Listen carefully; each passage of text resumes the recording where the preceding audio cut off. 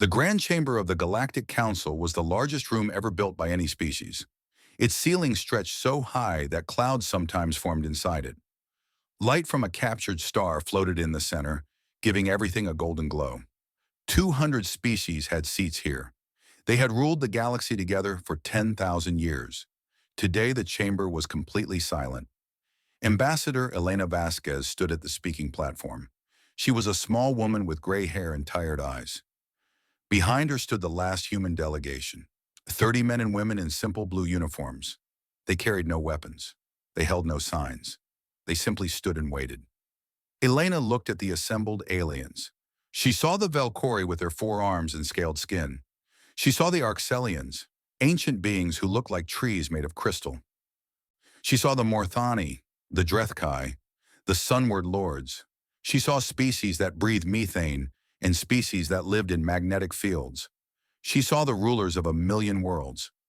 None of them were looking at her with respect. Some looked bored, some looked annoyed. A few were not looking at all. This was how it had always been. Elena took a deep breath and spoke. Her voice was calm and clear. 300 years ago, humanity reached the stars. We were young. We were excited. We found that we were not alone in the universe, and we were so happy. We wanted to join you. We wanted to be part of something bigger than ourselves. She paused. The silence continued. You accepted us as provisional members. You said we needed to prove ourselves. So we did. For 300 years, we proved ourselves. Elena touched a small device on her wrist. A hologram appeared above her. It showed a list. The list was very, very long. Human engineers have repaired over 40,000 space stations in Council territory. Human doctors have treated plagues on 600 worlds. Human diplomats have negotiated peace in 93 conflicts. Human scientists have contributed to every major discovery in the last 2 centuries. The list kept scrolling. Numbers and dates and names filled the air. We asked for nothing in return except one thing, a permanent seat on this council. Recognition that we belong here. You refused. Every single time, you refused. Councillor Tethrak of the Valkyrie Dominion made a sound of impatience. He was large even for his species, with dark green scales and golden eyes. He had been the loudest voice against humanity for 50 years. Ambassador Vasquez, he said, we have heard this complaint before. Humanity is a young species. You have existed for only a few 100,000 years. Some of us have histories measured in millions. You must be patient. Elena smiled. It was not a happy smile. Patient, she repeated. Yes, you have told us to be patient many times. When we solved the Helix navigation problem, you told us to be patient. When we cured the Morthani plague, you told us to be patient. When we stopped the war between the Drethkai and the Sunward Pact, you told us to be patient. She turned off the hologram. We are done being patient. A murmur went through the chamber. Some of the aliens looked confused. Others looked angry. The Arxelian matriarch, oldest of all the council members, simply watched with her deep purple eyes. Effective immediately, Elena continued, the Human Stellar Compact withdraws from the Galactic Council. All human personnel will leave council space within 30 days. All human technology will be recalled. All human agreements are void. Now the chamber erupted. Voices shouted in 100 languages. Tethrak stood up, his forearms waving. You cannot do this, he bellowed. You have obligations, treaties. We have obligations to a council that treats us as equals, Elena replied. We have no obligations to a council that treats us as servants. You are making a terrible mistake, another counselor shouted. You need us more than we need you. Elena looked at the speaker. It was a Sunward Lord, a being of living plasma contained in a magnetic shell. His species controlled some of the richest territories in the galaxy. Perhaps, Elena said, or perhaps not. I guess we will find out. She turned to leave. Her delegation followed. Wait, a voice said. Everyone stopped. The voice belonged to the Arxelian matriarch. She rarely spoke. When she did, everyone listened. The ancient being rose slowly. Her crystal body caught the light and scattered it into rainbows. She was over 12,000 years old. She had seen empires rise and fall. She had watched species evolve and go extinct. Young human, she said, I have watched your kind since you first left your world. I have seen what you do. I have seen how you do it. I have seen things that my colleagues have not. Elena stopped at the door. And what have you seen, matriarch? The old alien was quiet for a moment. When she spoke again, her voice was soft. I have seen a species that cannot help but care. You see a broken thing, and you fix it. You see a sick being, and you heal it. You see enemies fighting, and you make peace. You do not do these things for reward. You do them because you cannot imagine doing otherwise. The chamber was silent again. That is a rare gift, the matriarch continued. It is also a dangerous one, because when you give and give and give and receive nothing in return, eventually you have nothing left. Elena nodded slowly. You understand. I do. And I am sorry that my colleagues do not. Tethrak made a disgusted sound. This is foolishness. The humans have gotten arrogant. Let them leave. In a year they will come crawling back, begging for our help. Elena looked at him. Her tired eyes suddenly seemed very sharp. Counselor Tethrak, she said, in 300 years, how many times has humanity asked the Council for help? Tethrak opened his mouth. Then he closed it. He could not think of an answer. Never, Elena said. Not once. We have given help. We have never asked for it. Perhaps you should think about what that means. She turned and walked out of the chamber. Her delegation followed. The doors closed behind them with a sound like a final breath. The council sat in uncomfortable silence. Finally, Tethrak laughed. Good riddance, he said. We do not need them. We have managed for 10,000 years without humans. We will manage for 10,000 more. Several other counselors agreed. They told each other that this was for the best. They said that humans had always been difficult. They said that nothing important would change. The Arxelian matriarch said nothing. She simply sat and looked at the empty speaking platform where Elena had stood. She thought about the human engineers who kept the station systems running. She thought about the human navigators who guided ships through dangerous space. She thought about the human mediators who sat in meeting rooms and found solutions that no one else could see. She thought about all the small things that humans did, every day, without being asked. The things that no one noticed. The things that everyone had come to expect. And she felt something she had not felt in a very long time. Fear. Outside the chamber, Elena Vasquez walked through the corridors of Nexus Station. Other humans joined her group as they moved toward the docking bay. Word had spread quickly. Everyone knew what had happened. A young human officer fell into step beside her. Ambassador, he said quietly, are we doing the right thing? Elena did not slow down. I do not know, she admitted, but I know that we could not keep doing what we were doing. We were disappearing. Every year, a little more of who we are was being erased. We fixed their problems, and they forgot we existed. We saved their lives, and they called us primitive. She looked at the young man. He was maybe 25 years old.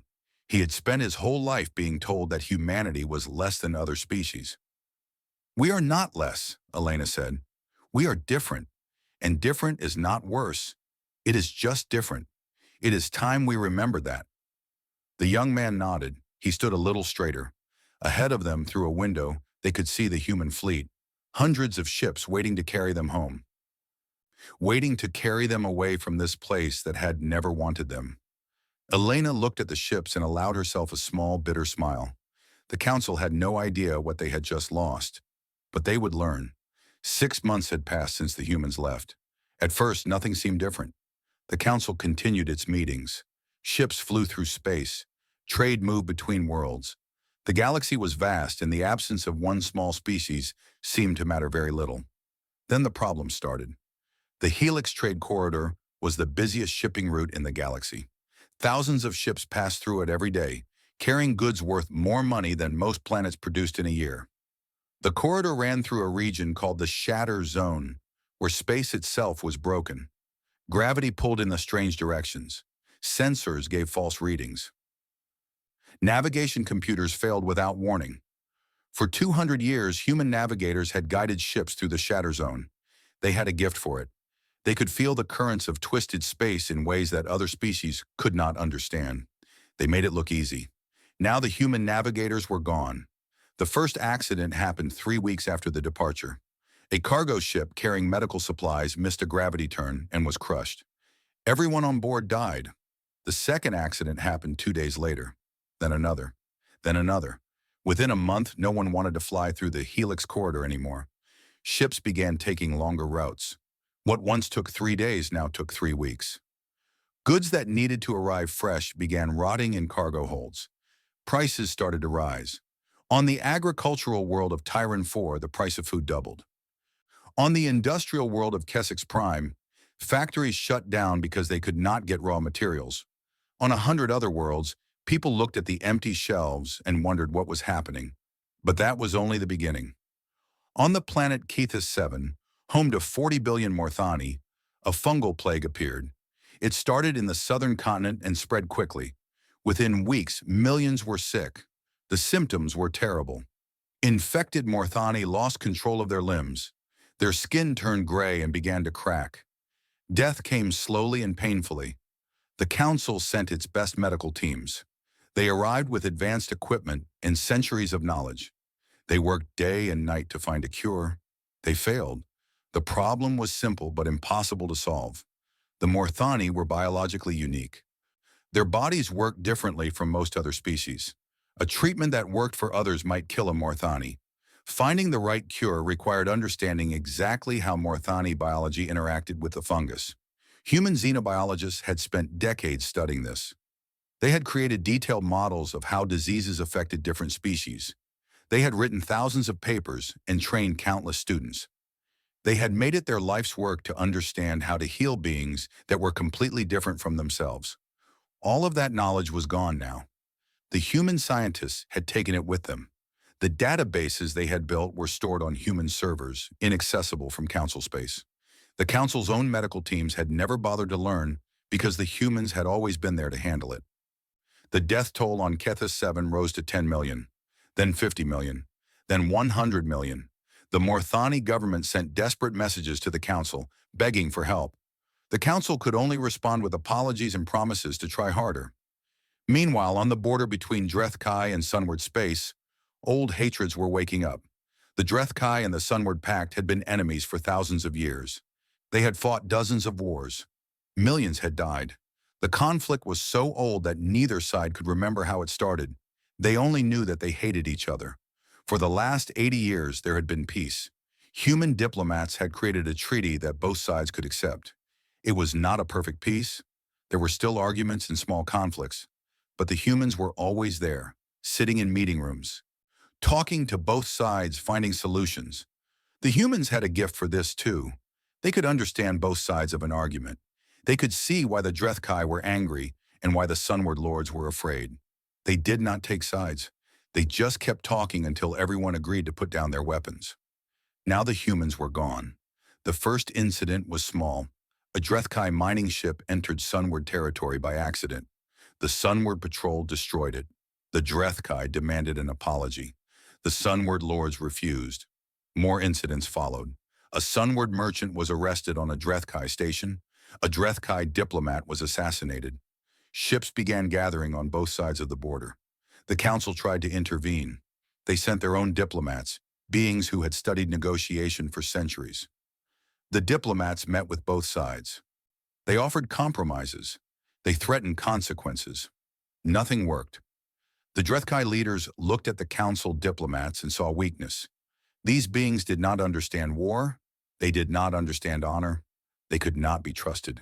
The Sunward Lords looked at the same diplomats and saw bias. These beings secretly supported the Drethkai. They could not be fair. They could not be believed. The human diplomats had somehow avoided these problems. They had earned trust from both sides through years of patient work. They had shown that they cared about everyone equally. They had proven that they would never give up, no matter how hard the situation became. The Council diplomats had none of this history. They arrived as strangers and were treated as strangers. Their words meant nothing. War came on the anniversary of the human departure.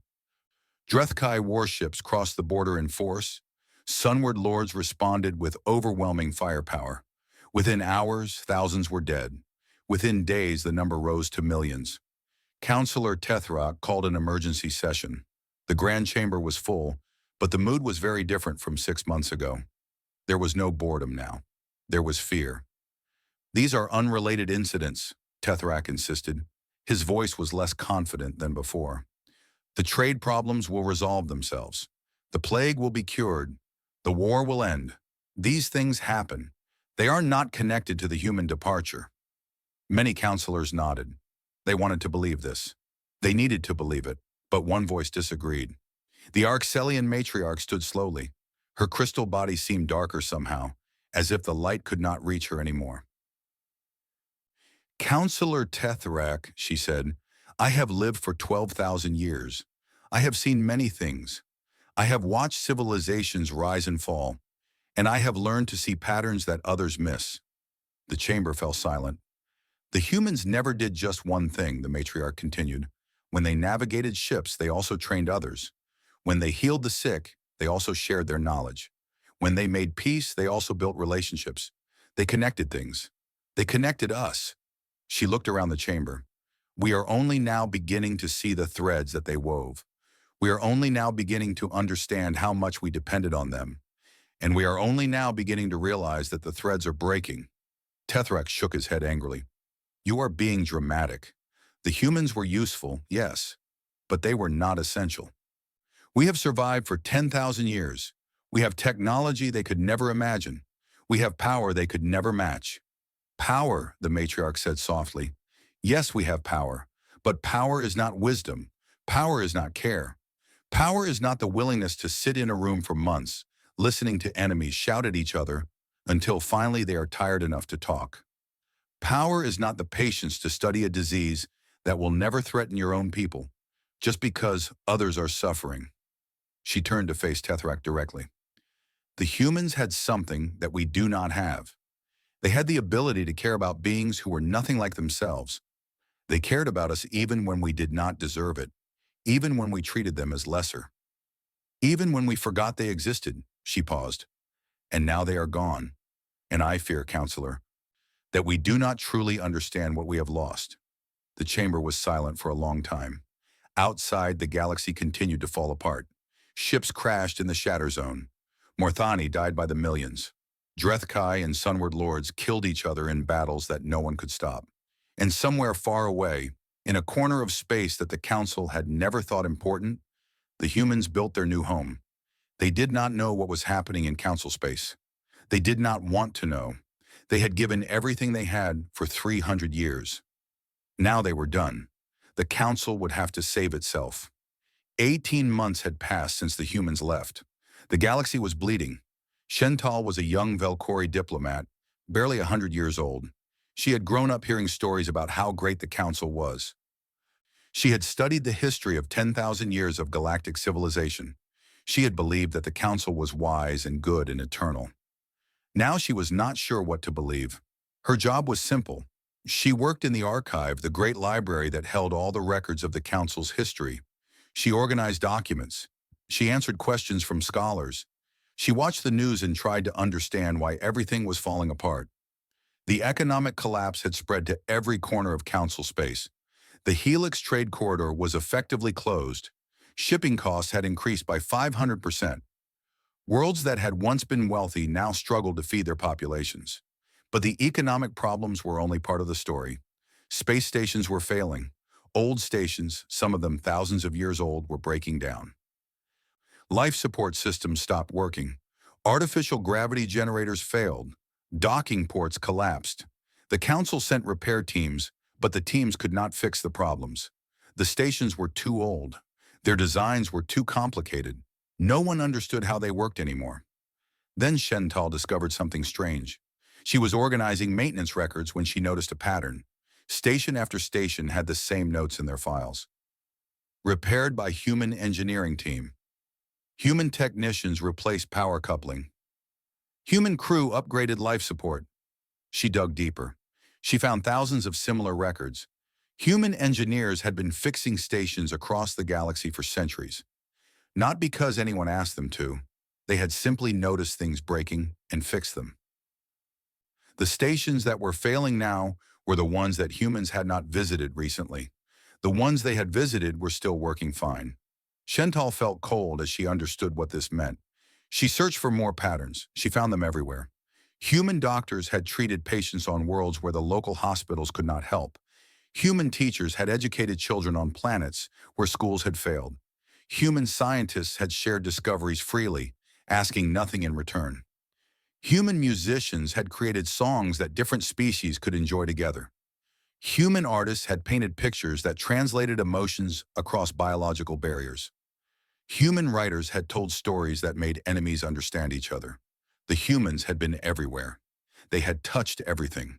They had made the galaxy work in ways that no one had noticed. And now they were gone. Shental gathered her research and requested a meeting with Counselor Tethrak. He was her uncle, though she rarely spoke to him. He was important and busy and had no time for young relatives with questions. But he agreed to see her. Perhaps he was curious. Perhaps he was bored. Perhaps he wanted to tell her that everything was fine. She entered his office and showed him what she had found. Tethrak listened in silence. His forearms were folded across his chest. His golden eyes gave nothing away. When Shenital finished, he spoke. "This is interesting research," he said, "but it proves nothing. The humans did many small tasks. That does not mean they were important." "Uncle," Shental said carefully, "the small tasks were holding everything together. The stations they fixed are working. The stations they did not fix are failing. The worlds they visited are stable. The worlds they did not visit are struggling." Tethrak's eyes narrowed. "What are you suggesting?" "I am suggesting that we made a mistake. We let the humans leave. We should have treated them better. We should have given them what they asked for." "Impossible," Tethrak said. "The humans were a young species. They had not earned a permanent seat. The rules are clear." "The rules are destroying us," Shental replied. For a moment, something flickered in Tethrak's eyes. It might have been doubt. It might have been fear. Then it was gone. "You will speak of this to no one," he said. "You will seal these records. You will forget what you have found." Shental stared at him. "Uncle, people are dying. The plague on Kethis 7 has killed 500 million Morthani. The war between the Drethkai and the Sunward Pact has killed 2 billion. Stations are failing. Trade is collapsing. We cannot ignore this." "We are not ignoring it," Tethrak said. "We are handling it. The Council is taking action. We do not need humans to solve our problems." "What actions? What solutions?" Shental demanded. "Nothing is working. Everything the Council tries fails. Because we do not understand our own systems anymore. Because we let the humans do the work for so long that we forgot how." Tethrak stood. He was much larger than Shental, and suddenly she felt very small. "Enough," he said. "I have heard enough. You will seal the records. You will speak of this to no one. That is an order." Shental wanted to argue. She wanted to scream that he was being foolish, that pride was killing the galaxy, that someone needed to tell the truth. But she was young and he was powerful. She lowered her eyes and nodded. "Yes, Uncle," she whispered. She left his office and returned to the archive. She sealed the records as he commanded. She told no one what she had found, but she did not forget. Meanwhile, the galaxy continued to die. The synthesis array was the Council's greatest scientific achievement.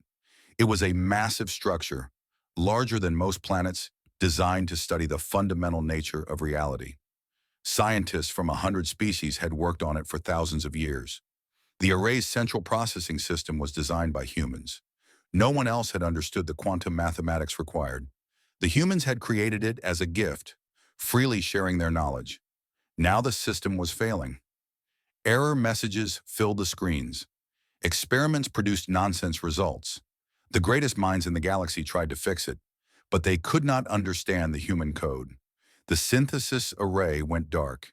10,000 years of research stopped. On the border between Drethkai and Sunward space, the war reached a terrible climax. The humans had designed an early warning system for both sides. It detected incoming attacks and gave civilians time to evacuate. Both the Drethkai and the Sunward Lords had trusted this system because humans had built it. Humans were neutral. Humans were fair. Without humans to maintain it, the system broke down. A Sunward weapons platform detected a Drethkai civilian station as a military target. Automatic systems activated. Before anyone could stop it, The platform fired. The station was home to 80,000 Drethkai, families, children, workers, people who had nothing to do with the war. They all died in an instant. The Drethkai response was immediate and terrible. They launched attacks against every Sunward world they could reach. The Sunward lords responded in kind. The war that had killed billions now threatened to kill trillions. The council met in emergency session. The Grand Chamber was half empty. Many species had stopped attending. Some had withdrawn entirely. Some had sealed their borders and refused all contact with the outside galaxy. Those who remained looked tired and afraid. Tetherac stood at the speaking platform. He looked older than before. His scales had lost their shine. His golden eyes were dull. "We face challenges," he admitted, "but we will overcome them. We have always overcome them. The council is strong." No one believed him. They could see the truth in the empty seats. They could hear it in the reports of failing stations and dying worlds. They could feel it in the cold fear that gripped them all. The Arxelian matriarch did not speak. She sat in her place, ancient and silent, watching the end of everything she had known. Shental watched from the public gallery. She thought about the records she had sealed. She thought about the truth that no one wanted to hear. The humans had not been servants. They had not been tools. They had been the heart of the galaxy, pumping life and hope and connection to every corner of space. And the council had let them go. Now the heart had stopped beating, and the galaxy was learning what it meant to die. Shental made a decision. She would not stay silent forever. Someday, somehow, she would tell the truth. She would make people understand. But first, someone had to survive long enough to listen. 3 years had passed since the humans left. The Galactic Council was dying. 7 species had formally withdrawn. Their ambassadors had packed their things and gone home. They no longer believed the Council could protect them. They no longer wanted to be part of something so broken. 14 more species had stopped attending meetings. They still technically belonged, but they sent no representatives. Their seats in the Grand Chamber sat empty, gathering dust. The Drethkai Sunward War had spread. 12 neighboring powers had been drawn into the conflict. Some had joined willingly, seeking advantage. Others had been attacked and forced to defend themselves. The fighting stretched across a quarter of the galaxy. Famine spread across agricultural worlds. Supply chains had collapsed entirely. Worlds that had once exported food now struggled to feed their own people. Worlds that had once imported food watched their populations starve. The great universities were empty. Scholars could no longer travel safely. Libraries closed. Research stopped. Knowledge that had been shared for thousands of years was being lost. Nexus Station, once the proud center of galactic civilization, was falling apart. Lights flickered in the corridors. Life support systems failed randomly. The captured star at the heart of the Grand Chamber had dimmed to a weak glow. In this dying place, the Council made a desperate decision. They would send an envoy to human space. The vote was not unanimous. Tetherac argued against it for hours. He said it would make the Council look weak. He said the humans would laugh at them. He said it was beneath their dignity to beg. But even Tetherac could not ignore the truth anymore. His own Valkyrie worlds were suffering. His own people were dying. His pride could not feed the hungry or heal the sick. In the end, he abstained from the vote. He did not support the mission, but he did not stop it either. The Council chose 2 beings for the journey. The first was the Arxelian matriarch. She was the oldest and wisest among them. She had warned them about the human departure. Perhaps the humans would listen to her. The second was Shental. She had broken her uncle's orders and shared her research with the full council. It had cost her everything. Tetherac had disowned her. Her career was ruined. But her research had convinced the council that the mission was necessary. Their ship was small and old. The council could not spare a better one.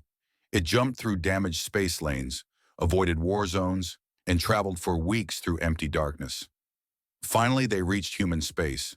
What they found shocked them. Human space was alive. Ships flew everywhere. Not warships, but trading vessels and passenger transports and scientific probes. Space stations gleamed with light. Planets showed the green and blue of healthy worlds. In just 3 years, the humans had built something remarkable. Shental stood at the window of their ship and stared. "How is this possible?" she whispered. They had so little when they left.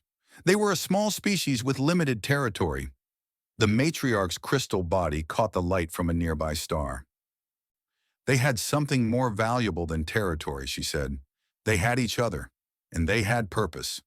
Their ship was met by a human escort and guided to a space station called New Geneva. It was beautiful. Clean lines, bright lights, gardens visible through transparent walls. Everything worked. Nothing was broken. Ambassador Elena Vasquez met them at the docking bay. She looked different from 3 years ago. The tiredness in her eyes had faded. She stood straighter. She moved with confidence. Matriarch, she said, bowing slightly, I am surprised to see you. I am surprised to be here, the matriarch admitted. These are desperate times. Elena nodded. We know. We have heard stories from the refugees. Shental looked up sharply. Refugees? Millions of beings have fled council space, Elena explained. They followed their human friends and colleagues. They sought safety here. We welcomed them. She gestured for them to follow her. As they walked through the station, Shental saw what Elena meant. The corridors were filled with beings of every species. Morthani walked beside Velkori. Drethkai shared tables with Sunward-born. Species that had been enemies for thousands of years lived here in peace. How? Shental asked. How do you keep them from fighting? Elena smiled. We do not keep them from anything. We simply treat everyone equally. We give everyone the same rights. We listen to everyone's problems. When you treat people fairly, they usually respond with fairness. They arrived at a conference room. Elena sat on one side of a table. The matriarch and Shental sat on the other.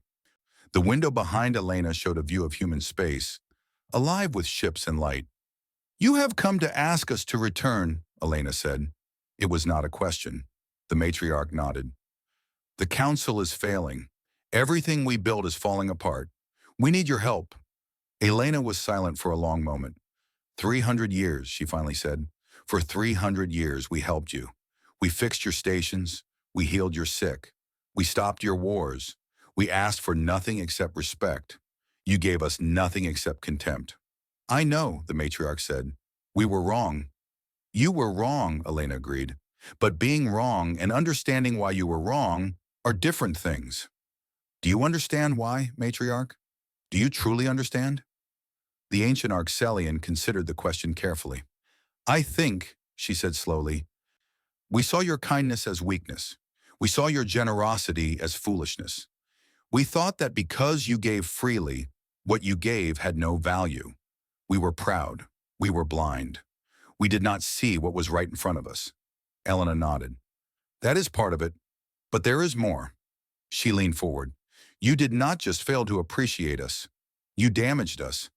Every time you called us primitive, a human child heard it and felt ashamed of their heritage. Every time you denied us recognition, a human worker wondered why they bothered trying. Every time you dismissed our contributions, a human artist wondered if their work meant anything. Her voice was calm but heavy with old pain. We did not leave because we wanted the council to fall. We left because staying was destroying us. We were disappearing. Our identity, our pride, our sense of worth. It was all being erased year by year until we looked in the mirror and could barely recognize ourselves. Shental felt tears forming in her eyes. She had not understood this before. She had thought the humans left out of anger or pride.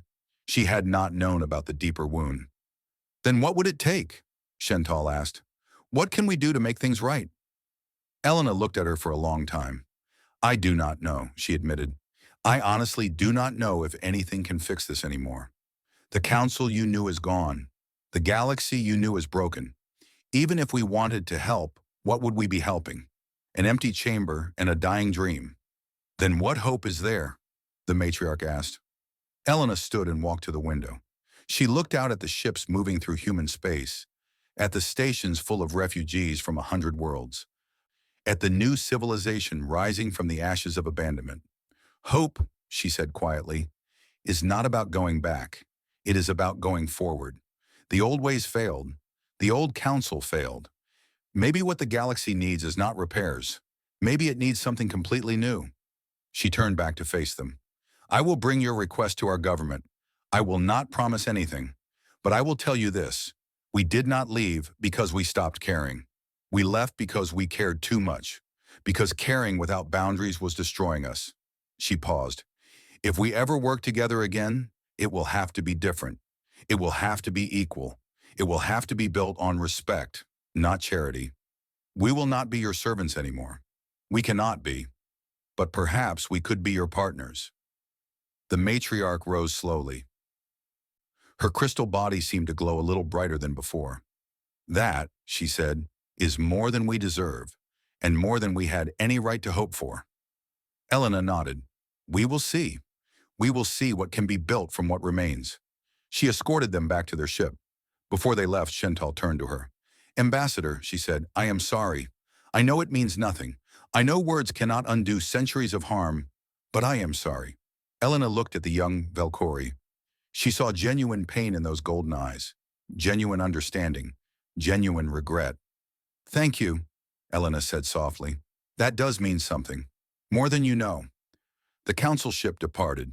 It carried no promises, no agreements, no solutions. It carried only the beginning of understanding. It was not much, but it was more than they had arrived with. And in a galaxy falling apart, even the smallest seed of hope was precious. 5 years had passed since the humans left. The Galactic Council, as it had existed for 10,000 years, was gone. The Grand Chamber on Nexus Station was empty now. The captured star at its center had finally died. The lights were dark. The seats were covered in dust. Sometimes travelers would visit to see the ruins of what had once been the heart of civilization. They would walk through the silent corridors and try to imagine what it must have been like when 200 species had gathered here to shape the destiny of a galaxy. Most could not imagine it. The old council had become a story, a legend, a warning about pride and blindness. But from the ashes, something new was growing. The Arxelian matriarch had returned from human space change. She had seen what was possible when beings treated each other as equals. She had felt hope for the first time in centuries. She knew she did not have much time left. Her species lived long, but not forever. The long sleep was calling her, the final rest that all Arxelians eventually embraced. Before she went, she wanted to plant a seed. She called together the remaining species of the old council, not to the Grand Chamber, but to a small room on a quiet station far from the ruins of Nexus. Only 30 species answered her call. The others had withdrawn too far into isolation to hear. It was enough. The old ways are dead, she told them. The old rules are meaningless. The old pride is poison. If we want to survive, we must become something new. Tethrak was there. He looked old and broken. His scales had faded to gray. His 4 arms hung limp at his sides. The Valkyrie dominion he had once been so proud of was struggling to feed its people. What would you have us do? He asked. There was no anger in his voice, only exhaustion. I would have us be humble, the matriarch said. I would have us admit our mistakes. I would have us build something based on equality instead of hierarchy. I would have us learn from those we once looked down upon. She turned to Shental, who stood beside her. This young one has spent 2 years talking to the humans. She has learned their ways. She has earned their trust. She will help us design something better. Shental stepped forward.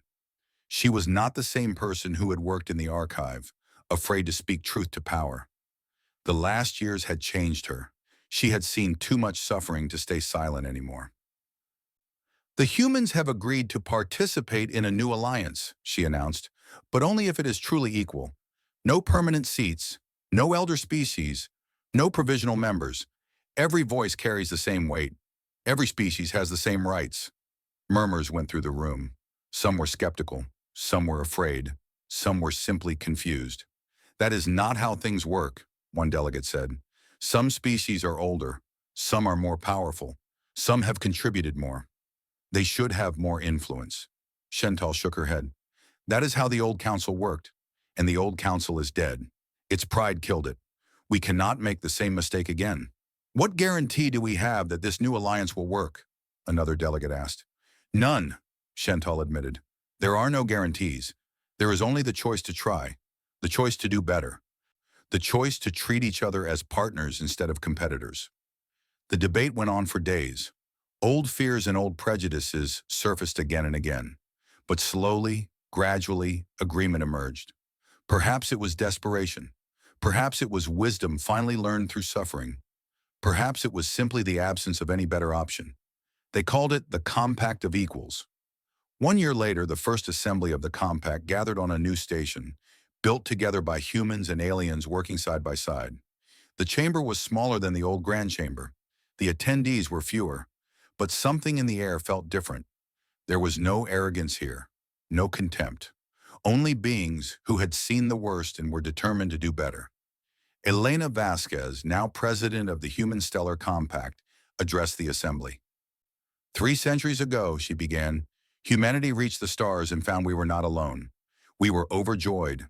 We wanted so badly to belong, to contribute, to matter. And we did contribute, freely and gladly, because that is who we are. We see problems and we try to fix them. We see suffering and we try to help. We see strangers and we try to make friends. She paused. The chamber was completely silent. You taught us something valuable. You taught us that kindness without boundaries is not kindness. It is self-destruction. You taught us that respect must be mutual or it is worthless. And you taught us that sometimes the most loving thing you can do is leave. She looked around the room. She saw Morthani, who had survived the plague. She saw Drethkai and Sunward beings sitting peacefully together. She saw Shental, the young Velkori who had risked everything to tell the truth. She saw the Arxelian matriarch, ancient and fading, but still watching with those deep purple eyes. We are here now not because you need us, but because we are choosing to try again. That is all any of us can do. Choose to try. Choose to do better. Choose each other. The chamber erupted in applause. Not the polite, formal applause of the old council. This was something raw and genuine. This was the sound of beings who had lost hope and found it again. The Arxelian matriarch rose for the last time. Her crystal body was dim now, barely catching the light. Everyone knew she would enter the long sleep soon. This would be her final words to the galaxy she had watched over for 12,000 years. I have seen empires rise and fall, she said, her voice soft but clear. I have watched species reach for greatness and destroy themselves with pride. I have made many mistakes. We have all made many mistakes. She looked at Elena. But I have also seen something beautiful. I have seen a species that never stopped caring, even when caring brought them nothing but pain. I have seen them walk away to save themselves, and then return to help those who had hurt them. That is not weakness. That is a strength I have never seen before in all my years. She spread her crystal arms wide, as if embracing the entire assembly. Let us learn from them. Let us care for each other as they cared for us. Let us build something worthy of the sacrifice they made. She lowered her arms. I am tired now. The long sleep calls me, but I go gladly because I have seen the seed of something good. May you nurture it. May you help it grow. May you become what we never could. She closed her eyes. Her body began to glow, softly at first, then brighter and brighter. When the light faded, she was still. The long sleep had taken her. The assembly sat in silence for a long moment. Then one by one they rose. They had work to do, a galaxy to rebuild, a future to create. 100 years later, a young Velkori historian named Kethra completed her dissertation on the collapse era. She had spent decades studying the records, interviewing survivors, trying to understand how a civilization 10,000 years old had fallen apart in just 5 years. Her conclusion was simple. The humans did not save us, she wrote. We are not owed salvation. What the humans gave us, what they continue to give us, is the example of beings who build because building is beautiful, who help because helping is meaningful, and who know when to walk away because they have learned to love themselves as much as they love others.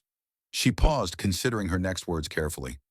The galaxy's greatest lesson was not that we needed humanity. It was that we had them all along and chose not to see them. May we never be so blind again. Her dissertation became required reading across the compact. It was translated into 1,000 languages and taught in schools on 10,000 worlds. On a shelf in the central archive, a small plaque was placed beside the original copy. It read, donated by the Vasquez Foundation for Interspecies Understanding, in memory of those who left and in hope for those who stayed. Sometimes, young beings would visit the archive and read Kethra's words. They would learn about the old council and its pride. They would learn about the humans who gave everything and received nothing. They would learn about the collapse and the rebuilding, and they would understand, perhaps for the first time, why kindness mattered, why respect was not optional, why every voice deserved to be heard. The galaxy had learned its lesson, the hard way, but it had learned. And in the end, that made all the difference. Somewhere in a quiet corner of human space, an old woman sat in a garden and watched the stars come out. Elena Vasquez was very old now. Her hair was white, her hands were wrinkled.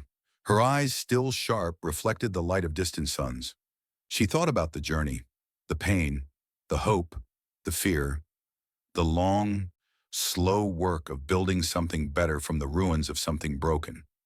Had it been worth it? She smiled. Yes, yes it had. The stars were beautiful tonight. And somewhere out there, beings of every shape and form were living together, working together, caring for each other. Not because they had to, because they chose to. That was enough. That was everything.